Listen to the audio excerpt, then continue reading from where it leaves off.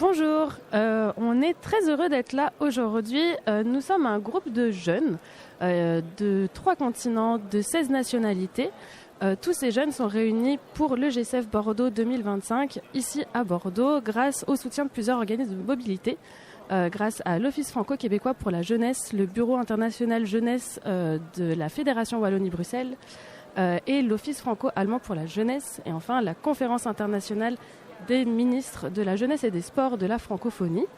On est très heureux d'avoir réuni 70 jeunes qui sont tous engagés dans le milieu de l'économie sociale et solidaire, qui sont tous soit professionnels, soit bénévoles, soit étudiants dans ce milieu-là, et qui ont des choses à dire et qui ont envie que la voix des jeunes soit portée pendant tout ce forum-là. On a donc décidé, en collaboration avec les différents partenaires qui organisent cette délégation, de ne pas prendre la parole nous-mêmes, mais de vraiment donner la parole aux jeunes directement. Et donc, je vais donner directement la parole à Karianne, qui va animer ce beau plateau radio. Merci, Éléonore.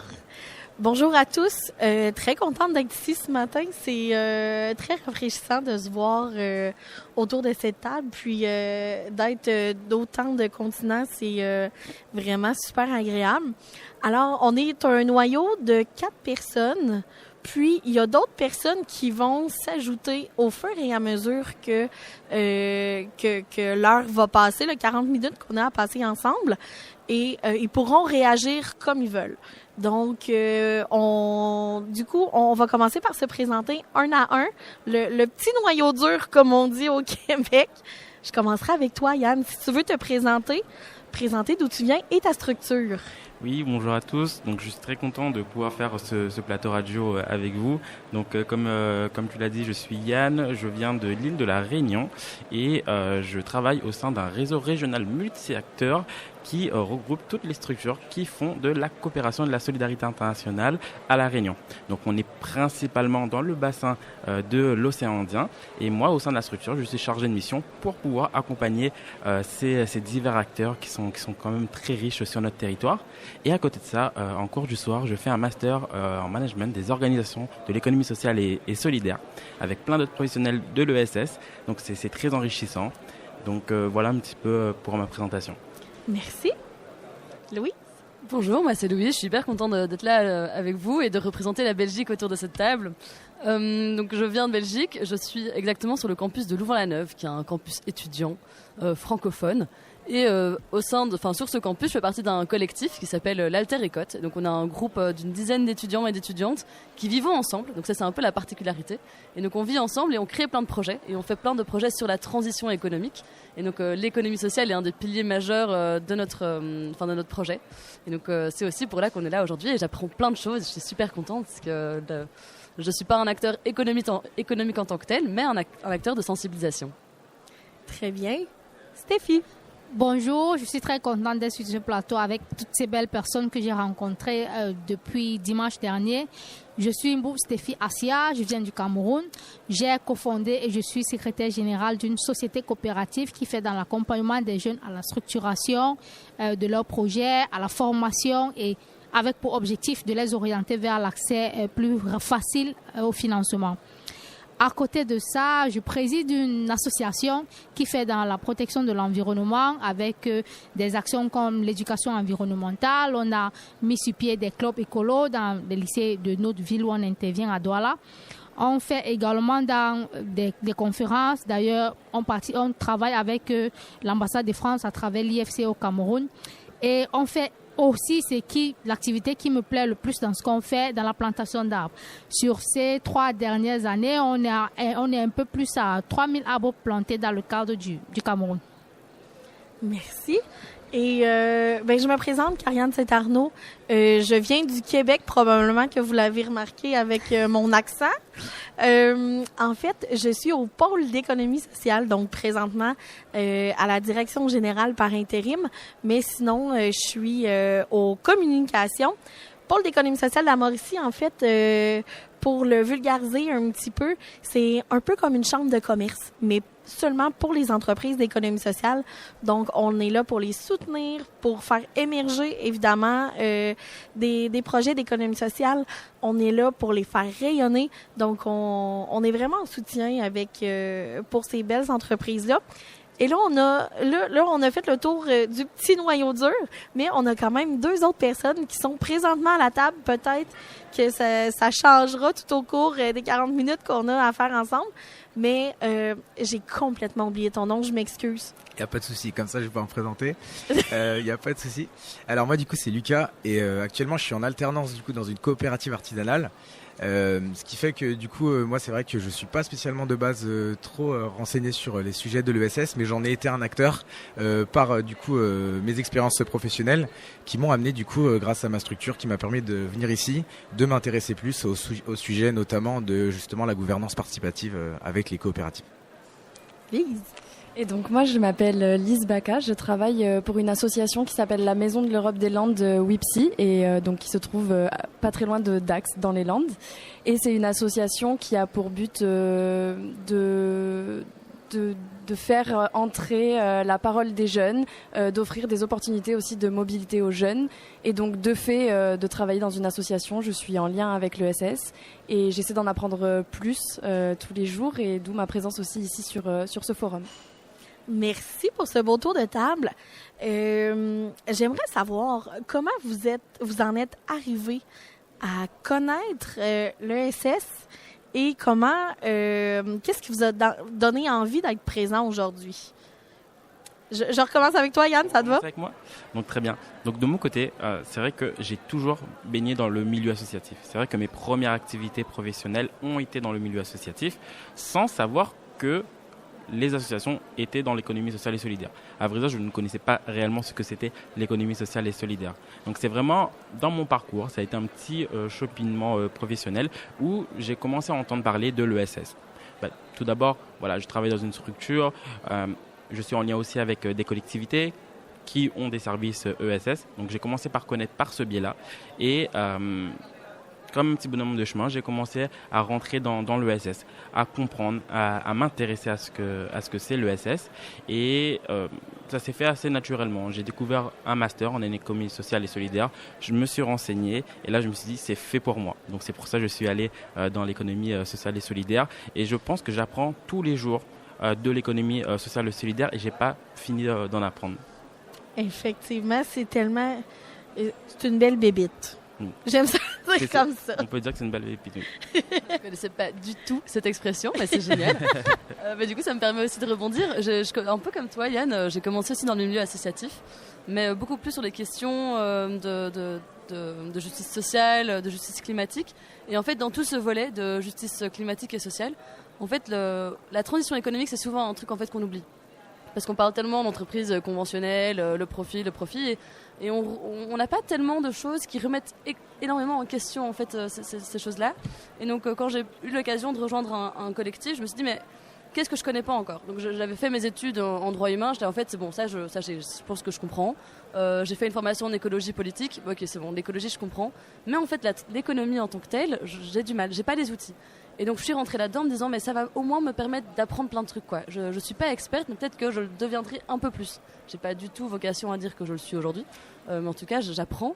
Donc là ça fait 2 ans que je suis dans cette structure et effectivement il y a plein d'outils qui en fait je me rends compte que je suis passionnée quoi. Vraiment j'ai découvert ce que c'était la gouvernance participative ou partagée. En fait moi c'est des choses qui m'ouvrent complètement l'esprit sur en fait comment est-ce qu'on fonctionne en tant que société aujourd'hui. Et c'est ça que je trouve cool avec l'économie sociale et solidaire, c'est que ça permet de remettre en question pas seulement l'économie en tant que telle, mais du fonctionnement global de la société. Tellement d'accord avec toi. Stéphie? Alors, j'ai un parcours un peu plus différent. J'ai un master en monnaie, banque et finance avec un cursus en sciences économiques. Et tout le parcours, j'ai jamais entendu parler d'ESS et tout. Une fois obtenu le master, quand je sors de l'université, je tombe sur une association qui a un programme de développement communautaire dans le cadre du Cameroun. Et j'entends les notions d'entrepreneuriat solidaire et social pour la première fois. Donc là, j'ai essayé de me documenter et je suis tombée sur un excellent livre du docteur Mohamed Younous. J'ai appris un peu comment il a fait dans la démarche de la microfinance au Bangladesh, comment est-ce qu'il a réussi avec une grosse structure Danone à mettre sur pied une entreprise au Bangladesh qui fabriquait une entreprise économique, une structure solidaire et sociale qui produisait du yaourt, vendait à prix vraiment réduit aux populations les plus pauvres et dont les bénéfices devaient être réinvestis au Bangladesh au lieu d'être rendus aux actionnaires comme d'habitude. Ce fut un grand combat tel qu'il a raconté dans le livre. Mais en fait, je me suis dit, puisque au départ, je rêvais d'être trader inspiré par Bernard Madoff. L'exemple n'est pas très bon, c'est vrai, mais j'aimais ce qu'il faisait. Je me suis dit, il est possible d'utiliser de l'argent à la fois pour créer de la richesse et pour faire du bien à l'être humain. Et c'est là que l'économie sociale et solidaire est devenue une passion pour moi. Je me suis ancrée là-dedans. J'ai participé à cofonder la coopérative en 2020 et depuis 2023, je me suis rendu compte qu'on ne peut pas parler d'économie sociale et solidaire sans ajouter l'écologie dessus. En fait, je formais les gens dessus, mais il fallait aussi que je mette ça en pratique. Donc, j'ai rejoint une association et je suis aujourd'hui à la tête de l'association avec tout ce qu'on peut faire sur le terrain. Pour moi, être ici, c'est vraiment, ça me permet de voir en fait ce qui se fait dans le monde et suivre les expériences de tous ces jeunes inspirants. On est 80 avec 80 histoires différentes. Je me dis, ah ouais, j'ai pas encore commencé à travailler en fait. Merci. Lucas, Lise? Ouais. Moi, j'aimerais bien rajouter quelque chose. C'est vrai que quand on parle de rentrer dans l'économie sociale et solidaire, on a un peu cette notion de se dire que c'est parfois séparé de l'économie qui existe. Alors qu'en fait, par exemple, dans mon cas, je suis rentré dedans sans réellement y faire attention. Et je pense que beaucoup de personnes pensent que justement, c'est quelque chose de complètement parallèle. Alors qu'en fait, si on regarde bien, c'est vraiment une économie qui est vraiment omniprésente dans la société aujourd'hui. Et les gens devraient peut-être aussi essayer de faire attention à ce qui les entoure pour justement voir ces sujets-là qui en fait sont présents déjà depuis très longtemps dans la société sans même parfois qu'on s'en rende compte. Est-ce que, je rebondis sur ce que tu viens de dire, est-ce que vous trouvez que l'économie sociale et solidaire n'est pas assez connue? Oui, moi je suis d'accord. Oui, je trouve que c'est très pratiqué, mais les gens ne savent pas forcément, ne mettent pas forcément un nom dessus. Dans le cadre de l'Afrique, par exemple, on est dans l'économie solidaire et sociale, on vit dedans, on fait des tontines pour tout et n'importe quoi. Quand je suis née dans un village, mais les mamans s'organisaient en groupe pour aller faire les champs. Aujourd'hui, on est dans ton champ, demain, on est dans le champ de l'autre. Elles faisaient des tontines pour acheter des marmites, elles font des tontines pour tout et n'importe quoi. Donc, on vit dedans, on travaille avec tous les jours, mais les gens ne connaissent pas l'expression, les gens ne savent pas l'importance que ça a véritablement. On ne peut pas, par exemple, en Afrique, quantifier l'impact que ça a sur l'économie, sur le PIB, c'est impossible, parce que c'est là, c'est la façon de vivre des gens, en fait. Ouais, moi, j'aimerais rebondir aussi, c'est que je trouve que ce qui est intéressant, c'est qu'en fait, tout le monde pratique un peu cette économie sociale. Enfin, il y a plein de valeurs de l'économie sociale qu'on met en pratique tous les jours, quoi. Oui. Et en fait, parfois, le fait de nommer ça et de dire ça, c'est de l'économie sociale, les gens sont en mode, mais non, moi je fais pas ça. Mais en fait, si. Et il y a un peu cette peur à chaque fois de mettre une étiquette que les gens connaissent peut-être pas. Et que dès qu'on colle l'étiquette, les gens veulent se distancier de cette étiquette en disant mais c'est une alternative, moi je fais pas des trucs différents, moi je reste dans du conventionnel. Et c'est ça qui est un peu d'un côté triste et c'est ça sur ça qu'on doit vraiment c'est ça qu'on doit combattre aujourd'hui, c'est de dire mais c'est pas une étiquette autre, c'est une étiquette qui existe depuis toujours et qui est normale et c'est pas quelque chose c'est pas un truc d'une petite niche de la population qui s'amuse à faire ça. Enfin, la belle sportive et donner des cours de yoga ou des cours de basket ou de la muscu à ses voisins, ben en fait, c'est de l'économie sociale. Mm-hmm. En fait, c'est vrai que l'économie sociale et solidaire, je pense qu'on en fait tous dans notre quotidien. Mais c'est comment en prendre conscience et comment faire en sorte de continuer à faire de l'économie sociale et solidaire de jour en jour. C'est ça qui est important. Donc c'est tout l'intérêt d'avoir le terme de l'économie sociale et solidaire. Mettre des mots dessus, pouvoir le comprendre et pouvoir agir. Et puis, par exemple, je trouve aussi que quand on parle de l'économie sociale et solidaire, on a aussi parfois l'idée que c'est un modèle qui est parfois moins rentable que des modèles un peu plus classiques, disons. Et en fait, c'est aussi pour ça que je disais que les gens ne savent pas forcément qu'ils ont affaire à de l'économie sociale et solidaire, parce qu'en fait, ces modèles peuvent être également tout aussi rentables que ceux traditionnels, parfois même plus. Et en fait, de se rendre compte qu'on n'a pas besoin de laisser des choses de côté pour justement adopter ce modèle-là, permet aussi, je pense, à la société d'aller mieux, parce qu'en fait, on se rend compte qu'on n'a pas besoin de sacrifier quelque chose pour arriver à nos objectifs. Et si je peux oui. terminer, c'est l'économie sociale et solidaire, on s'en est vraiment rendu compte de sa nécessité pendant le Covid. Oui. Tout a été à l'arrêt, l'économie était bloquée.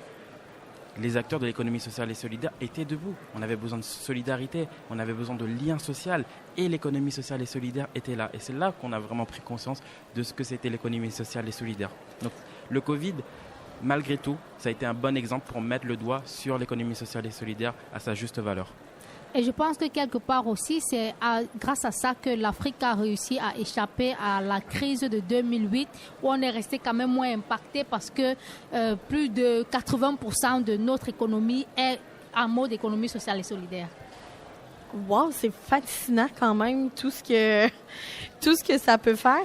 Mais effectivement, le COVID, puis je sais pas si c'était partout pareil sur tous les continents, mais nous, au Québec, c'était beaucoup des entreprises de proximité, donc qui étaient directement en lien, puis on pouvait pas arrêter ces services-là. C'était des services essentiels, donc c'était impossible de les arrêter. Avoir vos hochements de tête, je pense que c'était pas mal comme ça partout. Bon, si la COVID a pu faire ça de bon, tant mieux, hein, disons-le. J'aimerais qu'on revienne sur... là, on est vendredi déjà. Depuis lundi qu'on est là, qu'on travaille fort, qu'on a des grosses journées, disons-le. Ça a commencé lundi avec un hackathon. Personnellement, je ne savais pas c'était quoi un hackathon. Est-ce que vous saviez ce que c'était? Est-ce que vous aviez déjà entendu ce mot-là?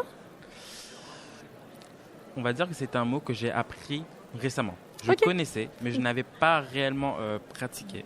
Mais voilà, j'ai découvert en pratiquant aussi ce que c'était l'hackathon.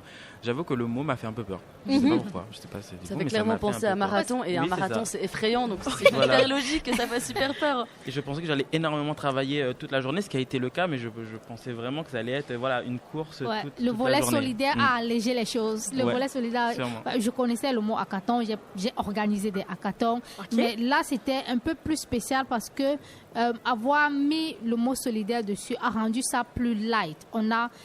J'ai vraiment aimé les présentations, c'était très inspiré avec des sketchs et tout.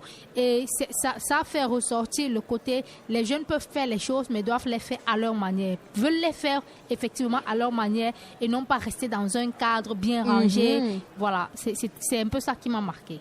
Je pense que quand tu voulais dire light, c'est pas que ça a été moins complet. Moins sérieux, moins. Au contraire, ça a été très très riche, mais je pense que ça a été vraiment très engagé tout ce qu'on a fait. Ça nous passionnait énormément tous ces sujets. Voilà, moins fatigant, mais le travail était là. Oui. On a fait du travail de qualité. Absolument.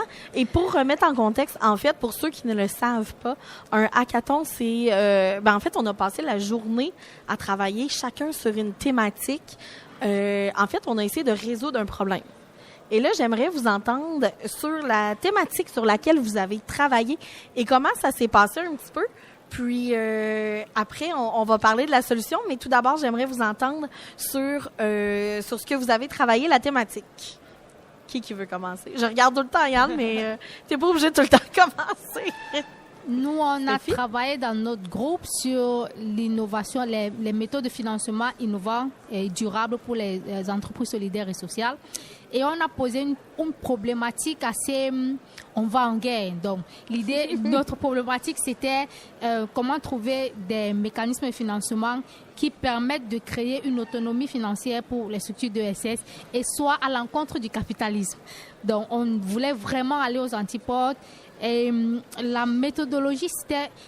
En fait, les échanges avec les jeunes, on nous a fait en sorte d'être... Que nous sommes de plusieurs continents. Il y avait nous de l'Afrique avec le Sénégal et Madagascar. Et puis, il y avait le Québec, il y avait la France. Donc, on a échangé et on a vu comment est-ce que l'ESS est perçu dans chacun de ces pays. Et donc, ça nous a fait dire, ah ouais, donc ça, c'était vraiment ça, le côté choc culturel du travail, le côté choc culturel. Et on a compris dans certains pays, il y a des lois dans certains pays. Et on a compris, comme dans un pays comme le Canada, par exemple, que les associations ne sont pas dans l'ESS et qui n'est pas le cas en France.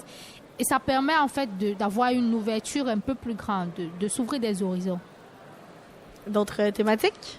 Moi, j'avoue, ma question était super complexe et je me souviens qu'on a vraiment pris 1 heure à se dire, mais ok, on va essayer juste de comprendre et de définir les concepts. Et c'était quelque chose genre sur le. En plus, c'est génial parce qu'autour de la table, j'ai Lucas et Lucas il était dans mon groupe. Et donc je le regarde depuis tout à l'heure en me disant mais lui il va le savoir, lui il va le savoir et lui. Alors, du coup, merci de me donner la parole. Donc nous, notre sujet était donc sur la gouvernance participative, donc vaste sujet comme l'a dit Louise. Et effectivement, on savait pas exactement ce sur quoi on devait l'orienter parce que ça nous laissait aussi pas mal de liberté. Du coup, on a décidé de l'orienter vers les jeunes.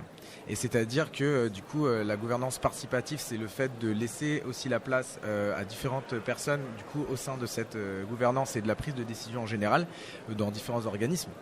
Et du coup, nous, on a voulu en fait faire un parcours d'engagement qui permettait de du coup donner la parole et la place aux jeunes dans ce modèle-là. C'est-à-dire que par exemple, on a voulu aussi mettre en lumière les apports justement de laisser la place à la jeunesse qui finalement est aussi les personnes, on va dire, plus âgées de demain. Finalement, on grandit tous, donc au bout d'un moment, on doit être amené à se sensibiliser au plus tôt pour pouvoir justement participer aux décisions de demain qui feront du coup nos enjeux à nous.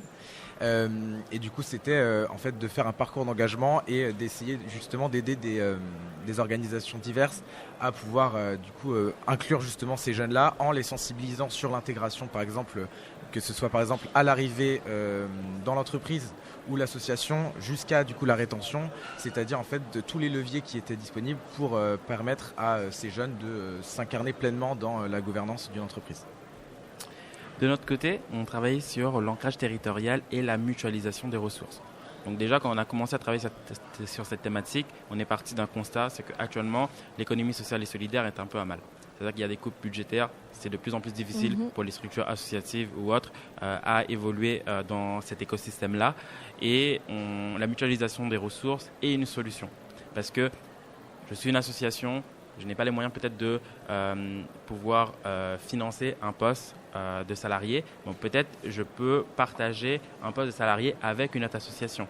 De même, le partage de locaux, partage de matériel. Mutualisation, je pense que c'est l'essence même de l'économie sociale et solidaire. Donc on a essayé de réfléchir à des solutions qui peuvent être ancrées sur les territoires pour répondre à ces besoins-là. Et au niveau de l'ancrage territorial, au niveau de l'économie sociale et solidaire, c'est très important de partir du local, de ce qui se fait sur un territoire pour pouvoir évoluer ensemble. Donc on a vraiment travaillé sur cette partie-là. Intéressant. Lise et moi, on était dans la même équipe. On travaillait ensemble. Et notre sujet était assez large, habitat. Fait que ça a été, en fait, de prendre l'habitat et de faire un entonnoir pour en arriver à une problématique. Puis, tu sais, dans l'habitat, en fait, ce qu'on s'est rendu compte, c'est que, oui, il y a les logements, mais il y a tout ce qui est vacant. Il y a tout ce qui est pas habité pendant X nombre de temps. Donc, des deuxièmes résidences. Oui, le problème des logements saisonniers, tout ça. Exactement. Ouais. Donc, on a travaillé fort. Ça a été un peu compliqué même au départ de trouver sur quelle piste on allait partir parce que ça allait dans tous les sens et en fait on avait plein d'idées et toutes les idées étaient vraiment assez pertinentes mais je pense qu'on est parti sur le bon sujet. Et oui, parce que notre solution, en fait, on va vous partager notre solution puis après ça on fera un tour de table pour que vous nous partagiez un petit peu vos solutions. Mais en fait, c'est qu'on a fait un Tinder de l'habitation. Donc, pourquoi ne pas utiliser un bâtiment, donc une personne qui a un bâtiment qui est vacant et un collectif, des personnes, une équipe qui aurait un projet collectif, qui se cherche un bâtiment, les mettre ensemble, les rassembler ensemble pour qu'il y ait beaucoup moins de bâtiments vacants. On parlait vraiment plus de foncier et non de juste le logement ou juste des bâtiments style pour les entreprises. Donc, ça a été un peu ça notre solution, là. Puis, tu sais, aussi, on venait de différents endroits, donc ça aussi, ça a été quand même difficile. Ça a été assez compliqué, oui. On était principalement québécois et français. Et c'est vrai qu'on s'est rendu compte qu'on n'avait pas du tout les mêmes réglementations dans nos différents pays concernant les logements vacants. Donc c'est vrai que ça a été assez compliqué de trouver une solution commune aussi qui pouvait fonctionner pour nous tous. Oui. Mais je trouve que la réflexion la piste de réflexion qu'on a eue a été incroyable. Oui. Tout le cheminement. Enfin, moi par exemple, du coup, j'ai aucune compétence dans l'habitat. C'est pas du tout mon domaine et j'ai énormément appris de vos expériences. Et très contente de la solution qu'on a pu obtenir tous ensemble. Ben même chose pour moi. Puis en fait, Lise a proposé moi quelque chose que je vais ramener assurément au Québec, mais tu sais, un bâtiment où est-ce qu'au rez-de-chaussée il pourrait avoir une entreprise au 2e étage du logement. Arrêtez de faire tout en carcan. Moi, c'est ce que je ramène au Québec et voilà. On a quelqu'un qui vient de se joindre à nous. Je te laisse le temps de t'installer. Pendant ce temps-là, peut-être nous parler de vos solutions, Yann? Alors, moi, j'aimerais bien continuer parce que j'aime beaucoup votre idée, Tinder. Oui. Et ça a été aussi notre idée. On est aussi parti de Tinder. Et j'ai envie de dire, je ne sais pas pourquoi on a choisi l'amour. Peut-être on a parlé avec notre cœur. C'est peut-être pour ça qu'on a choisi ça. Mais en tout cas, voilà, on est aussi parti sur un Tinder de mutualisation des ressources sur un territoire donné. Et voilà, je vous ai donné des exemples. Mais si, par exemple, voilà, je recherche un local à partager, je vais sur l'application, je recherche, etc. Et là, je match avec du coup les bonnes structures qui veulent collaborer avec moi. Pareil, si je recherche par exemple un web designer, peut-être un web designer travaille déjà pour une association et a du temps pour se consacrer à d'autres associations ou à d'autres structures de l'OSS. Voilà, je peux aller sur cette application et pouvoir matcher avec cette personne-là. Donc voilà, on est aussi parti un petit peu sur le Tinder et comme un petit Cupidon qui vient du coup matcher les différentes structures. Louise et Lucas? Ouais, moi je peux prendre un peu la parole. En gros, on est vraiment parti sur c'est quoi le besoin de la société aujourd'hui pour les jeunes. Et en fait, il faut de l'accompagnement. Parce qu'on peut dire on veut intégrer les jeunes, mais si on ne sait pas comment, en fait, on est complètement perdu. Et alors, peut-être qu'on fait souvent mal les choses même. C'est-à-dire, on veut les intégrer, donc on les met autour d'une table avec les 50 administrateurs qui ont... c'est souvent des mecs entre 50 et 65 ans, enfin bref, on connaît un peu le cas classique et je vois tous les hochements autour de la tête et je vois qu'on a tous été un peu dans le même cas. Et donc tant qu'on n'accompagne pas en fait ces jeunes dans ces structures, ou tant qu'on n'accompagne pas ces structures à les intégrer, en fait on a un problème. Et donc c'est là que c'est intéressant parce qu'on était autour de la table plein de jeunes à avoir aussi déjà beaucoup d'expérience, parce que c'est pas parce qu'on a moins de 30 ans qu'en fait on n'a pas d'expérience. Toute expérience est à valoriser aussi. Et parfois, justement, je trouve ça intéressant que vous disiez oui, moi je ne m'y connais pas du tout. Et en fait, parfois, c'est en sortant de la surthéorie qu'on arrive à trouver des solutions. Parce que quand on commence à s'imbriquer dans oui, mais cette structure juridique-là, et en fait, on n'a pas la même réglementation, en fait, on s'en fout.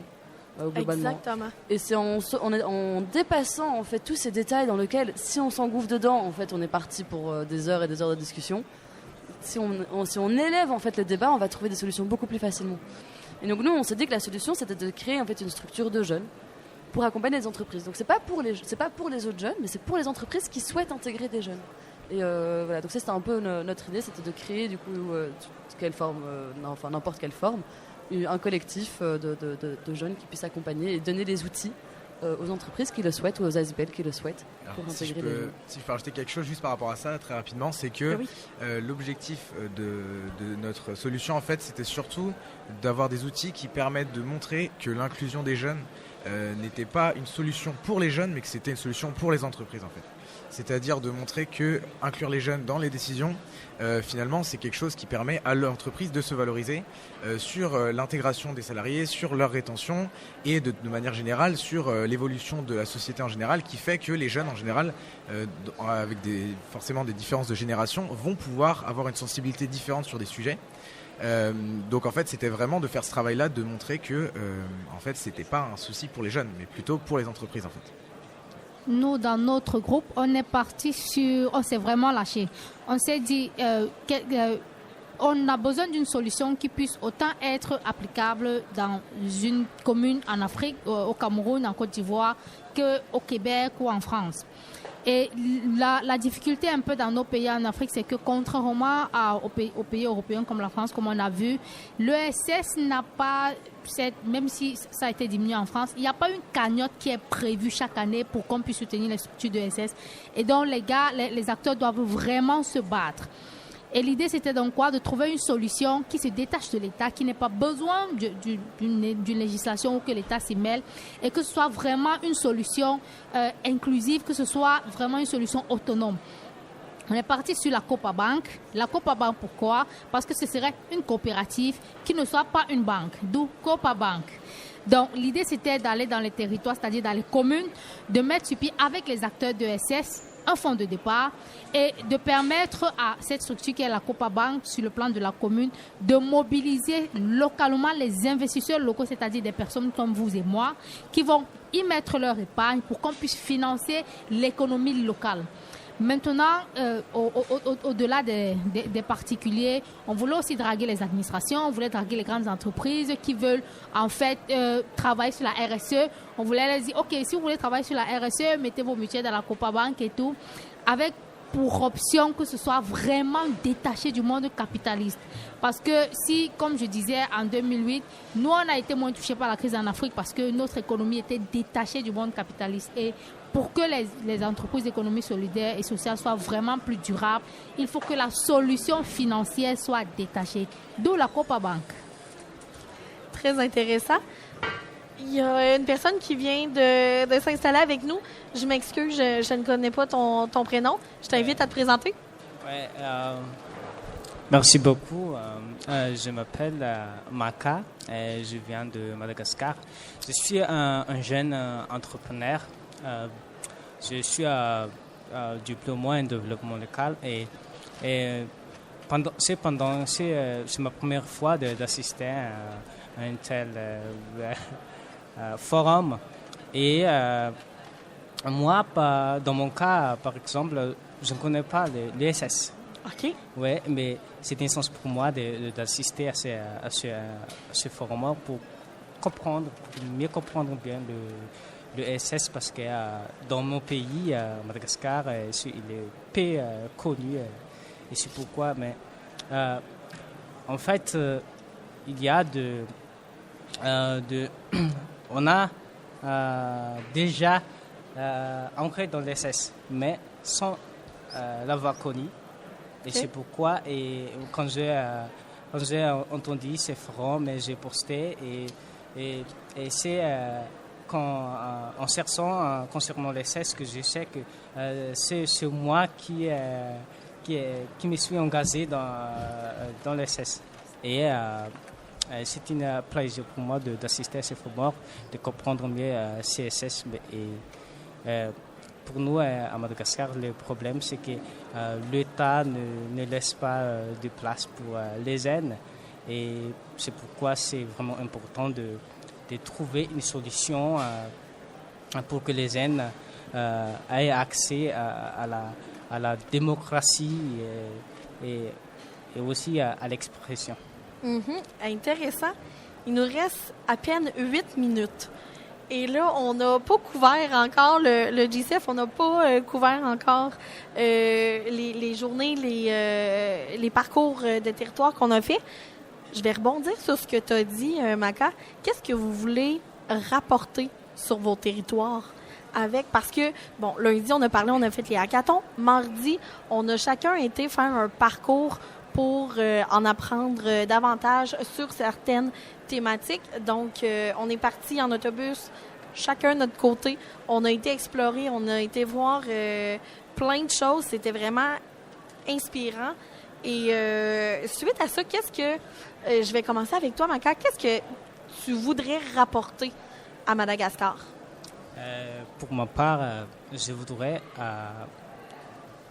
apporter une solution qui permet aux jeunes d'entrer dans l'ESS. Parce qu'à Madagascar, beaucoup de jeunes qui sont dans le chômage et ils ne savent pas quoi faire.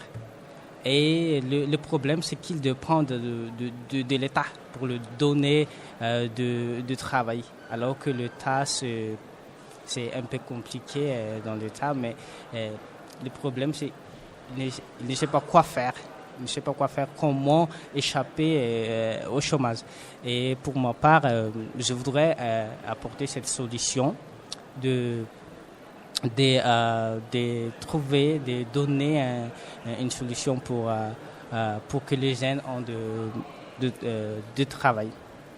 Intéressant. Ouais. Merci.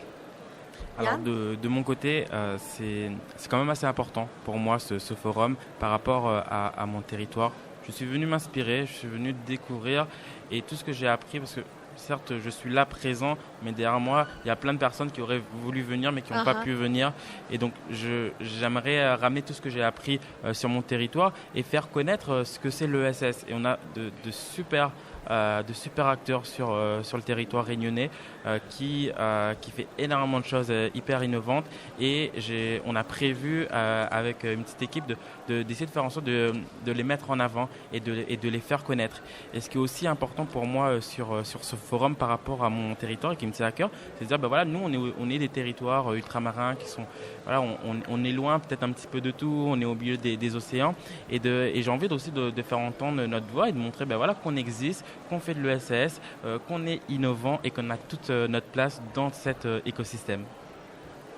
Moi, je me posais surtout beaucoup de questions au niveau de la gouvernance, de comment est-ce qu'on peut réussir à prendre des décisions tous ensemble sans qu'il y ait aucune frustration, et vraiment cette idée d'intelligence collective, comment est-ce qu'on peut faire fonctionner ça, et en rencontrant plein d'acteurs sur le terrain qui travaillent dans des structures complètement différentes, parce que donc, moi dans mon parcours j'ai été visiter une entreprise qui était viticulteur, donc vraiment qui aidait des vignerons à pouvoir à se mettre ensemble, à utiliser les mêmes infrastructures pour créer leur vin. On a rencontré une coopérative, une association culturelle qui fait un peu de tout, débats, soirées DJ, tout ça quasiment en autogestion avec une ressourcerie à côté, donc vraiment sur le circulaire aussi. Donc hyper complet. Mais comment est-ce qu'on fait pour que tout le monde se sente intégré, et comment est-ce qu'on fait aussi pour intégrer d'autres gens? Parce que alors c'est super de rester entre nous, mais c'est encore mieux si on arrive à toucher d'autres gens, quoi. Et moi je repars vraiment avec tous ces outils et toutes ces discussions de dire mais on n'est pas fou d'essayer, déjà, c'est déjà quand même assez important de le savoir. Et on peut se remettre en question, c'est normal aussi. Personne n'a une formule parfaite en termes de gouvernance non plus. Parce que la gouvernance, pour moi, c'est quand même un des piliers auxquels on pense le moins quasiment dans l'économie sociale. On pense souvent du coup à cette idée il faut un profil limité ou quasiment pas, il faut répondre à un but social. Mais ce pilier de la gouvernance, c'est un des plus importants. Donc moi, c'est vraiment ces questions-là que je ramène et que j'espère pouvoir partager aussi avec mes connaissances et dans mes futurs boulots. Intéressant, merci beaucoup. Moi, en ce qui me concerne, j'ai visité la région de la Charente. J'ai été marquée par l'ancrage territorial de l'ESS. Et dans tout ce que nous avons visité, j'ai compris que pour que l'ESS puisse atteindre ce niveau de structuration, il fallait une volonté gouvernementale, il fallait une volonté des collectivités. Et là, en Charente, on vous dit, ça commence depuis la région de la Nouvelle-Aquitaine, qui a une direction de l'ESS. Après, ça va au département et après, ça va à la commune. Il y a toute cette organisation derrière le réseau.